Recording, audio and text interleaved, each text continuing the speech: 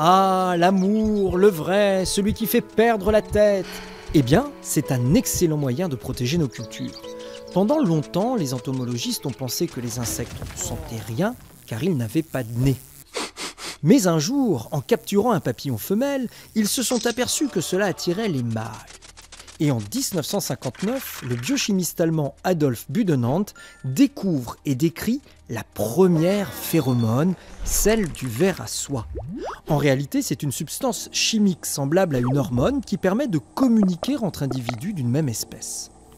Elle peut prévenir d'un danger, d'une piste à suivre, elle peut parfois être détectée à des kilomètres à la ronde et elle joue aussi un rôle majeur dans la reproduction. D'où l'idée d'utiliser les phéromones sexuelles pour la protection des cultures. Le principe est simple, disséminer des phéromones un peu partout pour tromper le mâle. Il vole à la conquête d'une bien-aimée et finit par s'épuiser.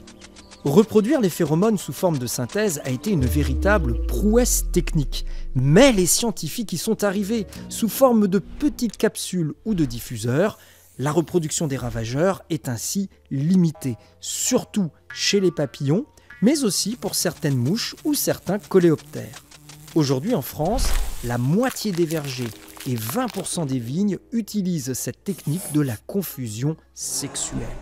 Et demain, d'autres phéromones, comme les phéromones d'alarme par exemple, pourraient être utilisés pour détourner des insectes de certaines cultures. C'est une piste d'avenir car les phéromones ne tuent pas les insectes. L'enjeu est d'abord de baisser leur population et de modifier leur comportement pour qu'ils ne fassent pas de dégâts. Comme quoi, l'amour, ça mène à tout.